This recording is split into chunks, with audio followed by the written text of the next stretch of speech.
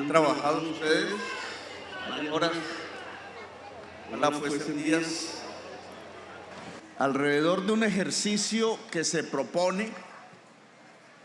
No es fácil, generalmente no se ha convocado a la ciudadanía a participar en este tipo de decisiones que son las fundamentales, decisiones que al volverse ley ya determinan las cosas que se harán o no se harán en los próximos 4 años. Son las leyes del poder en general. Cuando se planifica, se están tomando las decisiones del presente y del futuro.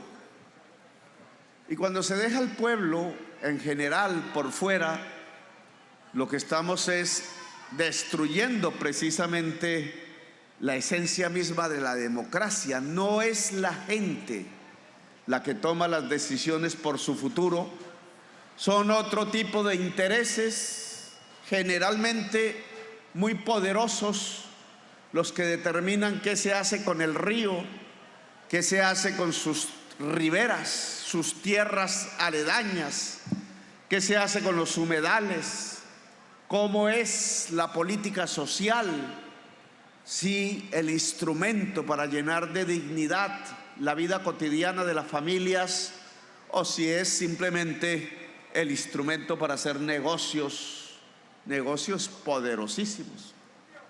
Que cómo va a ser la universidad, que si se amplía la juventud que no puede estudiar o no, se quedan algunas élites. Si la universidad es una plataforma para contratar los futuros votos, o si la universidad es la instancia en donde se construye el conocimiento y se puede irradiar al campesino, a la campesina, al microempresario, a la microempresaria allá en el barrio popular. Que cómo es Barranquilla, por ejemplo, si el norte, bonito, o si ocultamos el sur y sus problemas. Que cómo vamos a abordar el problema de la salud, si es privatizando los hospitales, o si es quitando la intermediación, si es llevando el médico o la médica al barrio, o si es transformando al paciente simplemente en un cliente que es atendido dependiendo de cuántos billetes tenga en el bolsillo.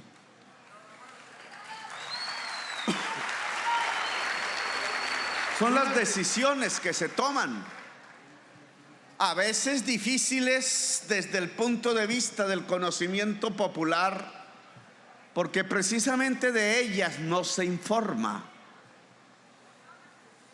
Hoy, por ejemplo, vengo de Montería, de cerca, de algún lugar rural de Montería, de hacer un acto que en los últimos 20 años, quizás más, habría que hacer las cuentas, creo que vamos para 30 años ya, es completamente la ruptura de la historia que llevábamos. No sé qué tanto esa información se entregará a la gente. Nosotros debemos difundirla, porque si nosotros mismos no creamos los canales de la comunicación social, pues otros los crean. Lo que hicimos fue coger una finca que se había apropiado Carlos Castaño con los dineros de la cocaína, e incluso a partir de varias masacres de la población campesina de Córdoba, y entregársela a los campesinos.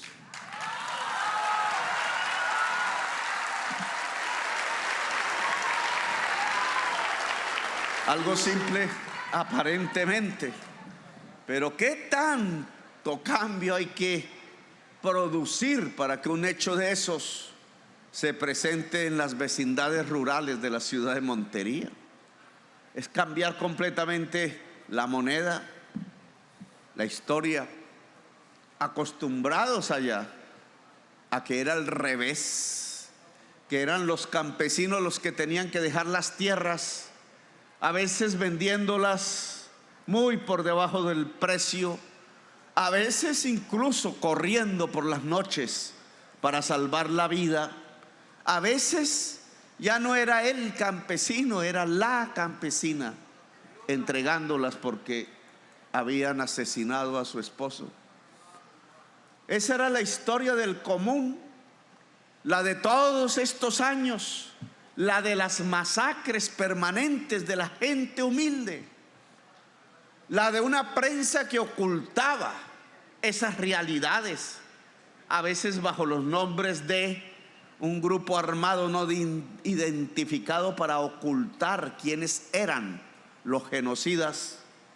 Muchas veces porque esos genocidas, los dueños de los genocidas, los patrones de los genocidas, también se emborrachaban y tomaban con los que agenciaban la información, con los que agenciaban el derecho de la seguridad, con quienes agenciaban la dirección del Estado.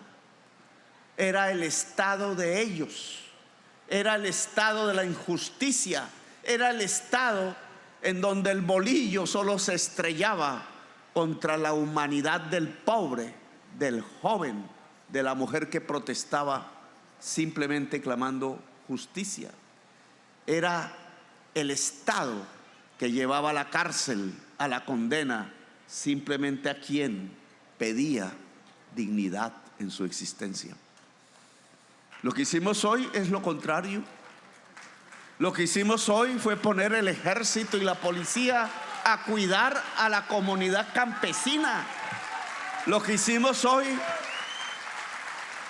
fue, en cierta manera, comenzar a construir una clase media en el mundo rural, transformando al campesino de miserable en campesino que puede tener poder incluso de llevar a sus hijos a la universidad, en transformar el paisaje. Aquellos potreros tan inmensos de tierras fértiles, decía esta mañana, y no se ve una mata de yuca, no hay una mata de maíz. Hermosa casa construida por algún arquitecto famoso de la Guadua, hermosísima. Pero ¿qué hacían allí? Fiestas, fiestas, fiestas, fiestas y reuniones para hacer los listados para asesinar. Fiestas muy parecidas a las que por aquí se están haciendo ahora últimamente.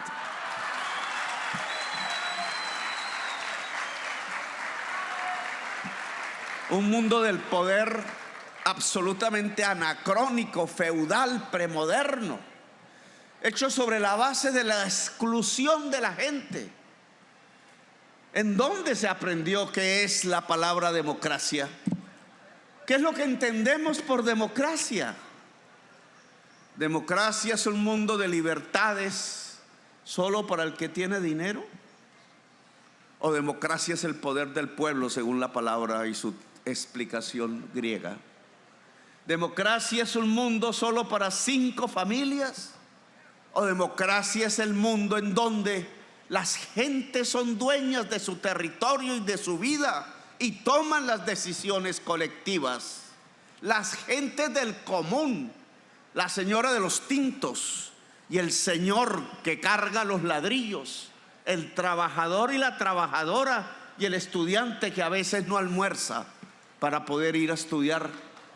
Esa es la gente del común. Y resulta que en la democracia esa gente es la dueña del país, del territorio. La democracia es el poder de la gente. El mando de la policía es el hombre popular y la mujer popular. El mando del ejército es la campesina. El mando del juez, del magistrado y del senador es la señora de los tintos, no es su sirvienta. El mando del presidente es el pueblo de Colombia, no es la calificadora de riesgos. La dueña de Colombia es la gente y los seres vivos de la naturaleza. Esa convocatoria, por tanto, a que sea la gente la dueña de Colombia, que sea la que tenga el poder, es lo que estamos ejerciendo en estos momentos. Por ejemplo, cuando ustedes han sido convocados a participar en la hechura de una ley, cuando hemos querido que sean millones de colombianos y colombianas quienes llegan en todos los territorios de Colombia a decir: oiga, yo espero esto, aquello, algo más importante que simplemente expresarse, que es entrar en relación con otras personas que piensan de otra manera. Yo creo en esta otra cosa, cómo las fuerzas sociales diversas de una sociedad pueden comenzar a cruzar visiones diferentes para construir la unidad, los consensos, los objetivos comunes desde la base misma de la población, y cómo nuestra responsabilidad volverlos leyes, volverlos poder. En cierta forma, el gobierno de cambio no es más que el instrumento por el cual la gente del común se vuelve poder. Eso somos.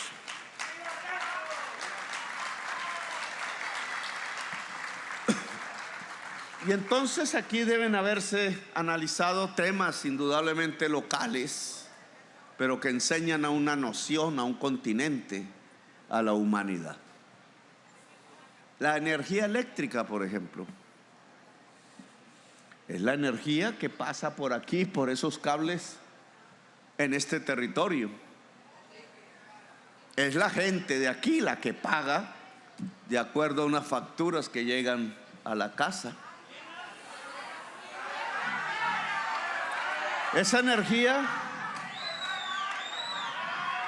existe, la energía eléctrica, como un motor del desarrollo y como un instrumento del buen vivir moderno. Antes ni conocíamos de su existencia, pero hoy es esencial. En la cultura de hoy, en el territorio, no se podría vivir sin la energía eléctrica, aunque varias personas viven sin la energía eléctrica.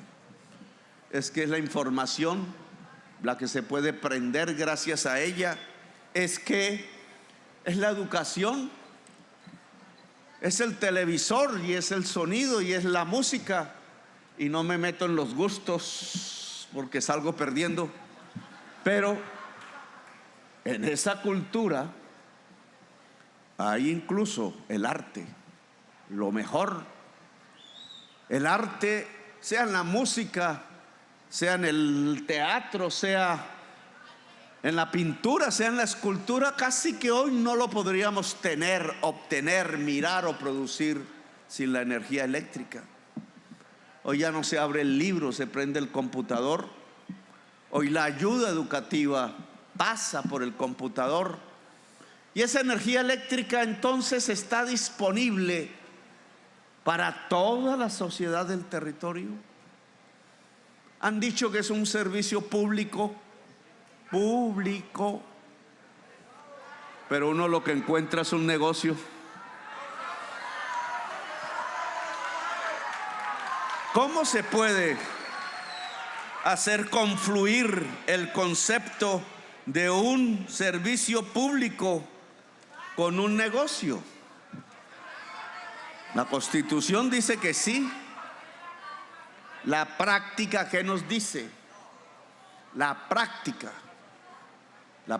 nos está diciendo que a la población del Caribe se le está aislando permanentemente de un servicio público esencial.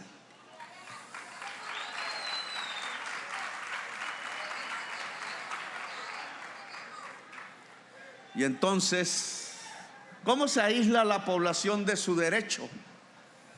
Poniéndole un precio. Mire el artefacto que se ha inventado el Estado en los últimos tiempos.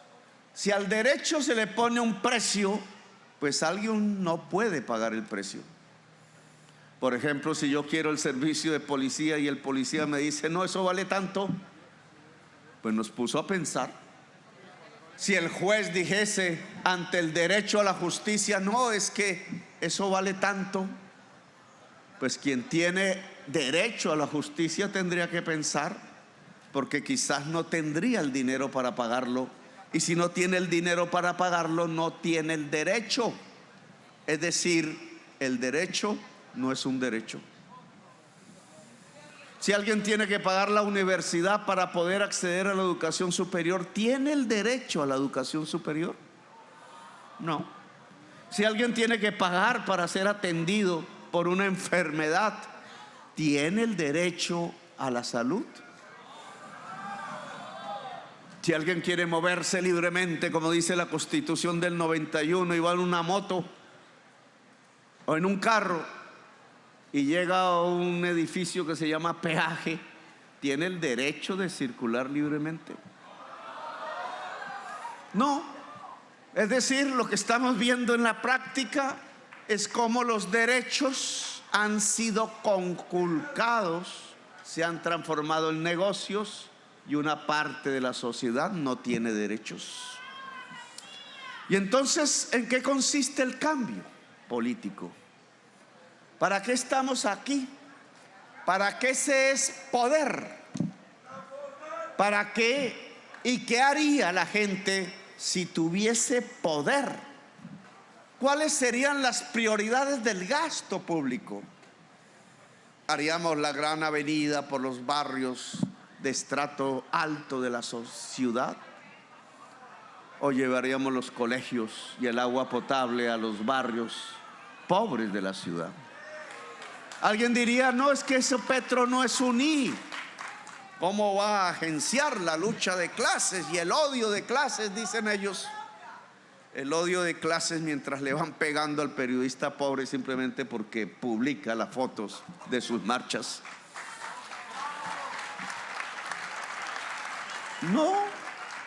No se trata de agenciar una lucha de clases.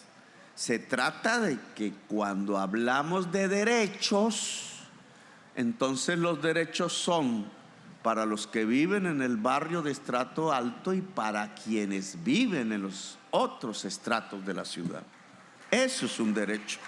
El derecho es universal, ¿o no es? Y entonces, si vamos a poner un discurso de verdades, no de hipocresías, y si lo que hemos dicho es que queremos una sociedad de derechos, entonces veamos, discutamos en el territorio concreto cómo es que se pueden construir los derechos universales a las cosas esenciales que nos permitan un mejor vivir. Yo hablaría de la energía eléctrica sin temor. Aquí está nuestra ministra.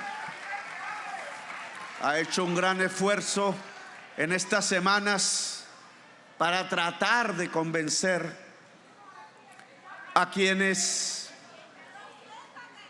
de manera empresarial están manejando la energía eléctrica en el Caribe, de una empresa que fue pública y que antes fue privada. Era pública porque el privado de antes no supo manejar la Electricaribe, le metieron unos billones de pesos y de pronto se volvió privada. ¿Y cómo hicieron? Hubo una licitación, se pusieron en publicidad los pliegos de peticiones para saber que la gente que iba a pagar supiese cómo es que iba a ser el negocio. Hubo transparencia, el principio general de la democracia, que es la información previa para tomar las decisiones, se obtuvo. Le preguntaron al pueblo del Atlántico y al Caribe qué quería con su energía. Hicieron un negocio a puerta cerrada y ni el actual presidente de la República conoce los contratos que firmaron.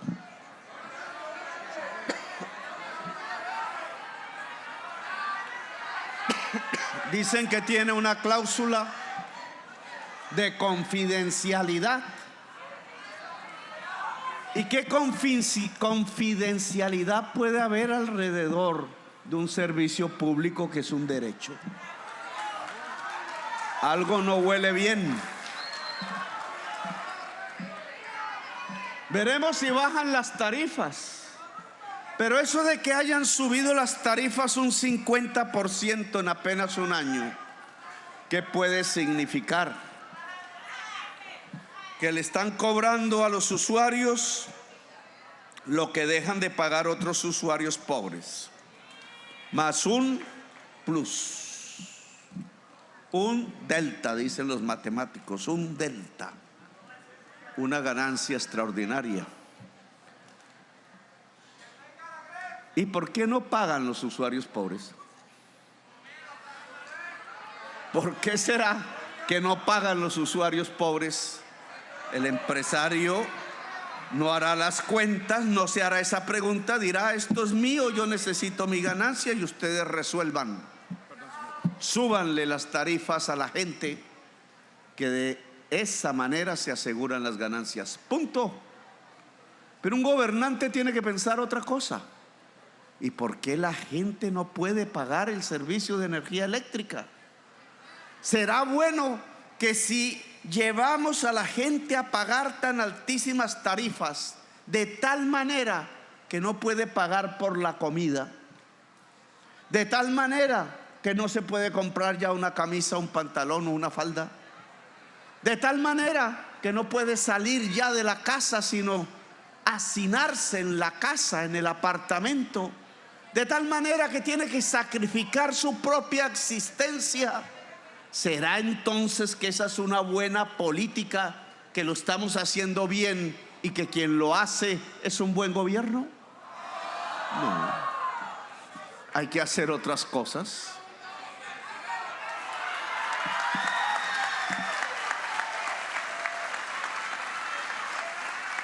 Lo primero que hay que hacer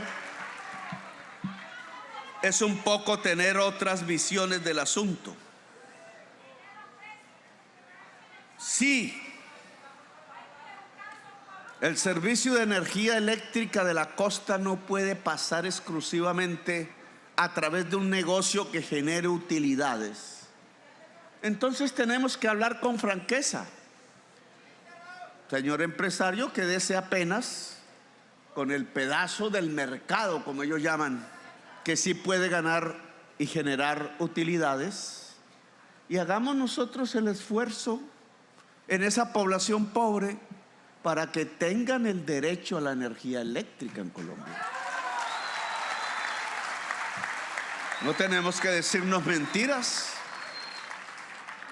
Yo estoy convencido, y lo he dicho en todas las campañas, que simplemente usando el sol y la tecnología moderna podemos garantizar que cada familia que hoy no puede pagar una factura pueda ella misma generar la energía eléctrica. Y eso debería quedar en la ley del plan de desarrollo. Es que las cosas variaron. La culpa no es de Petro, es de la tecnología. Es que cómo podemos dividir la energía eléctrica en generadores, transmisores y comercializadores, cada cual con su ganancia, porque es el libre mercado en un servicio público, cuando cualquiera que ponga paneles solares en su casa ya es generador, transmisor y comercializador de la propia energía de su casa. Cambió la realidad tecnológica, la que está quedándose atrás es la ley. Y si la persona, la familia genera energía eléctrica y se engancha a la red y resulta que genera más que la que consume, entonces una empresa privada tiene que cobrarle. Es al revés. La empresa privada de la red tiene que pagarle al generador de la energía eléctrica, que es la familia. Las cosas han cambiado y el Caribe tiene una ventaja fundamental: el sol. Lo que a veces nos molesta, el sol En los desiertos de La Guajira, el metro cuadrado de tierra, que es un desierto, si se mide en términos de radiación solar y esa radiación en términos de kilovatio hora, vale más y es más rentable que el suelo más fértil del departamento de Córdoba. Ahora, ¿de quién será esa radiación solar? Porque es que en este mundo de hoy hasta el sol tiene dueño. ¿De quién? Discutámoslo,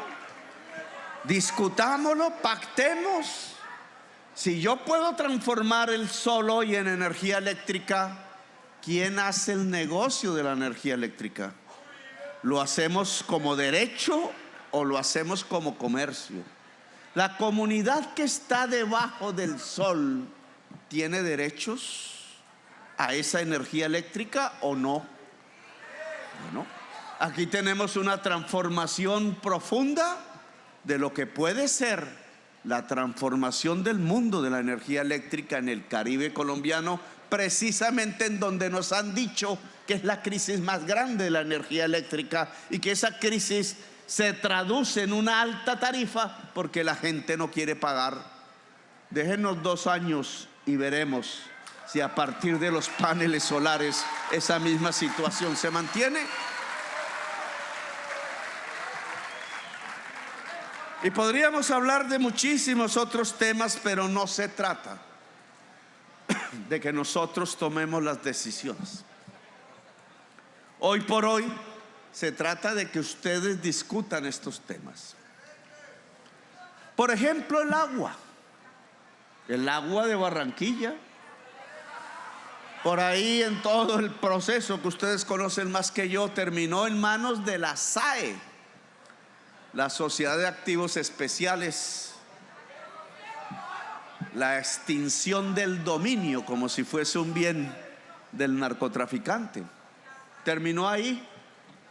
Pregunta, y si estaba en manos del Estado a través de la SAE, ¿quién tiene hoy el agua de Barranquilla?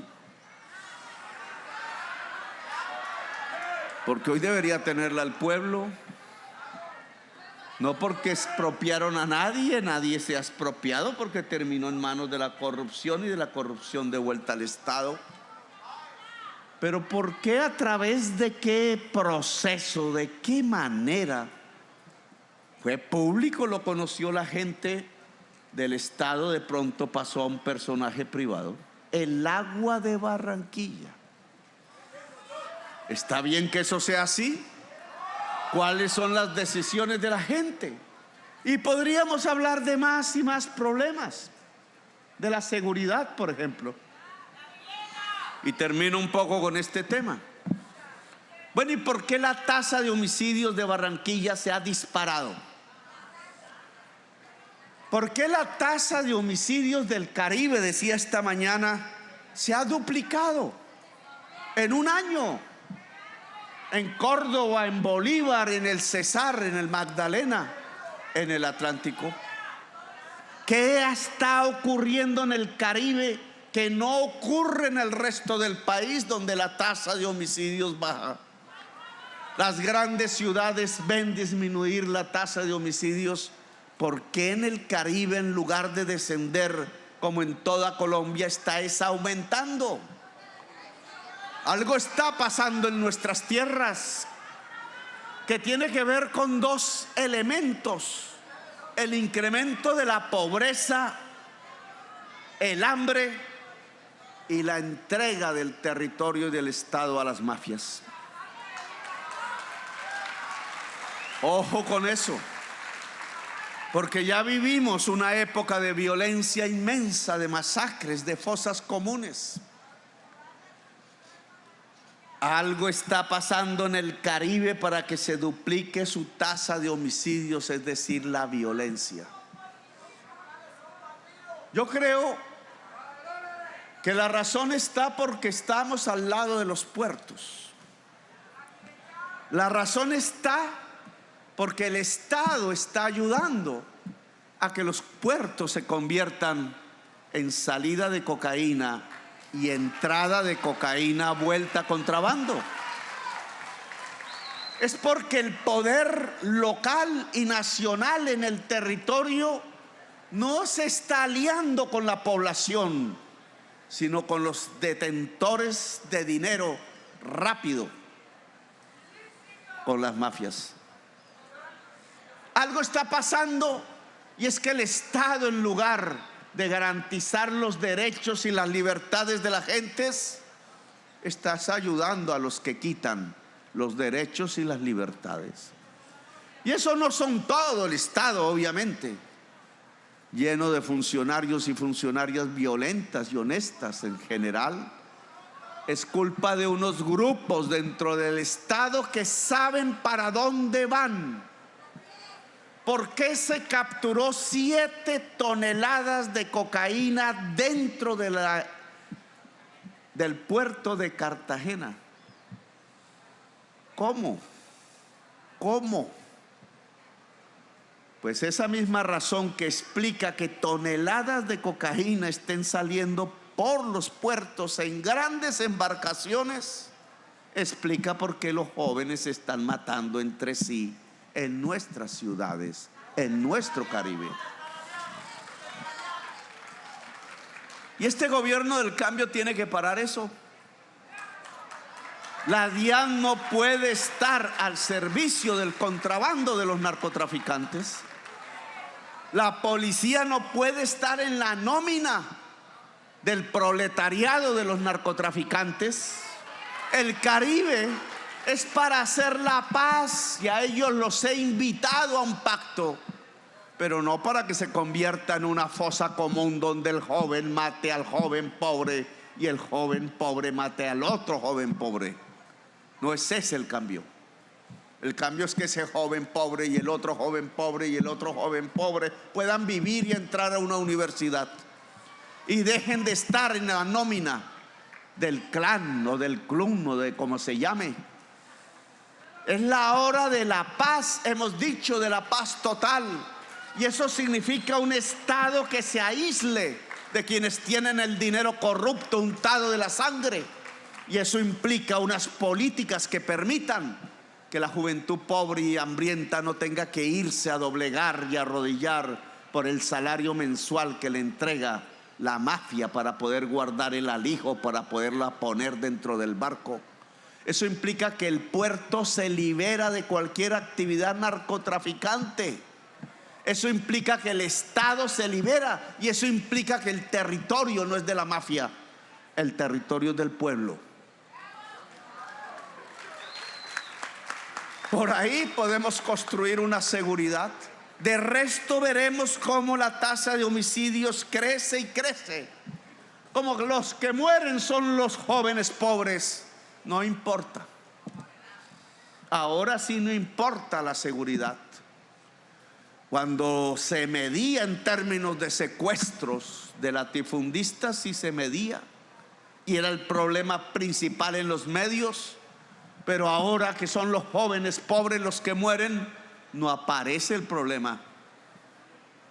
No sabía el país que la tasa de homicidios en el Caribe se había duplicado en un año. Pues al presidente de la República le toca decirlo y solucionarlo.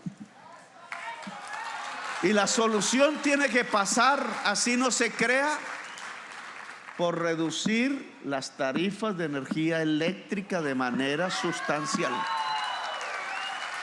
Porque si hay para la energía, no hay para la comida. Y esa es una emergencia ya en el Caribe. Sea que pactemos, sea que no pactemos, y yo invito a un pacto, aquí nos toca reordenar el gasto familiar de tal manera que se pueda comprar la comida en primer lugar. El lunes estaremos anunciando cuál es la política contra el hambre que realizaremos en el Atlántico y en general en el Caribe y en el general en el mapa de pobreza. Le pido a todas las juntas de acción comunal con las que me quiero encontrar en alguna reunión así de grande como esta. Creo que tendría que ser en un estadio porque son 60,000. que hagan una alianza con este gobierno. No vamos a contratar pulpos empresariales de los carteles. Vamos a contratar directamente a la Junta de Acción Comunal. Le vamos a entregar allí donde está el mapa del hambre en el barrio pobre un dinero mensual. Ese dinero mensual servirá para organizar a las mujeres del barrio en primer lugar, para que se pueda entregar un desayuno, un almuerzo y una comida al día para aquel o aquella de cualquier edad que quiera ir a comer en la olla comunitaria. Lo vamos a hacer por miles de barrios en Colombia. Vamos a hacer que el PAE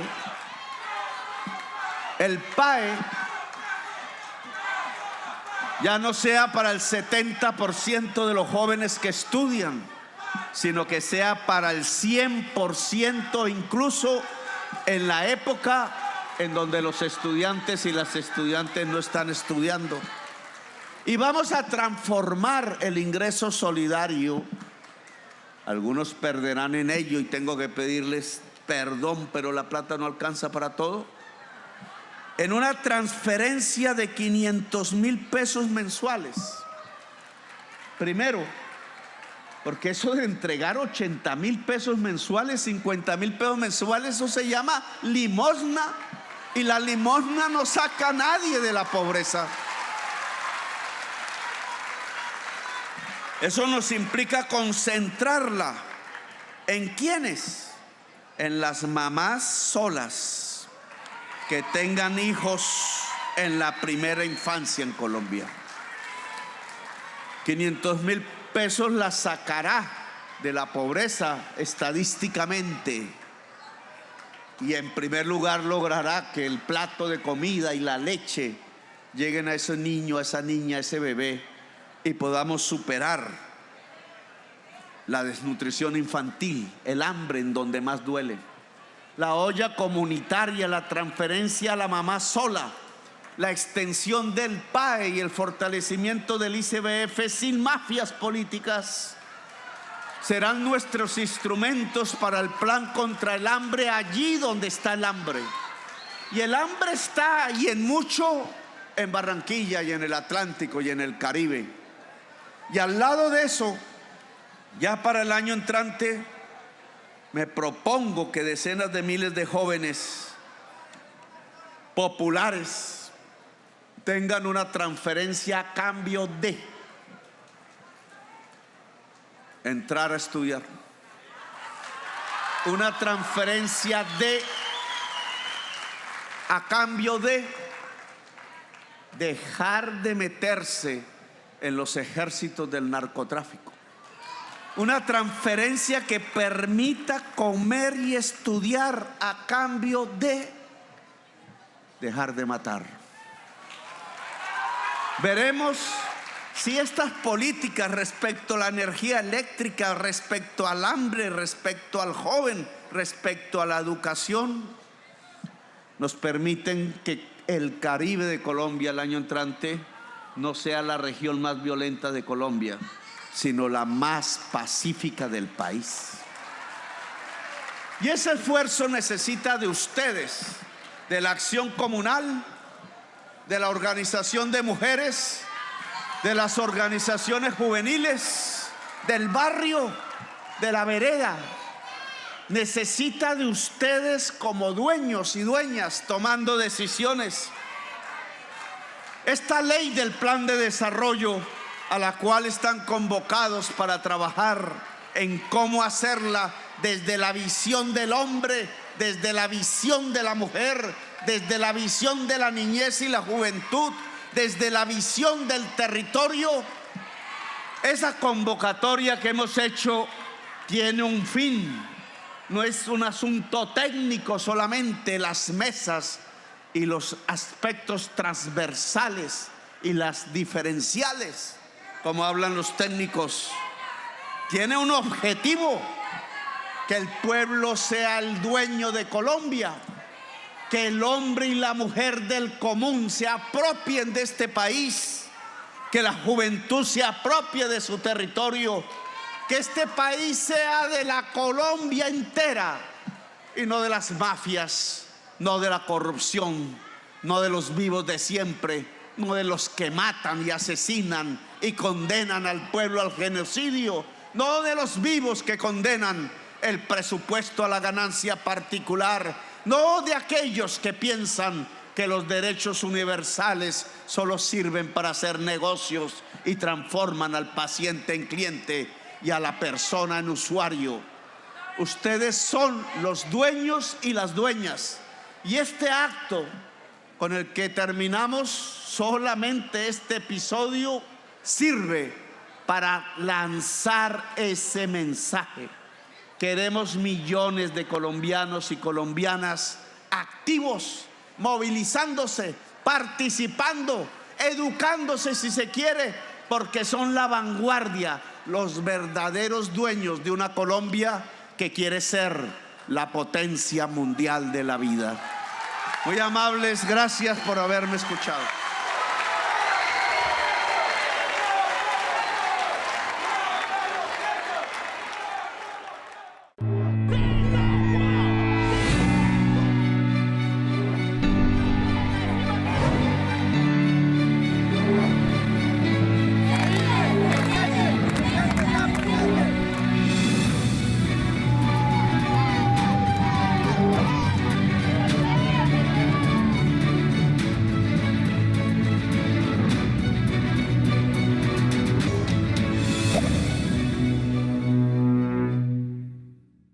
Colombia, tú tienes la palabra y el gobierno escucha.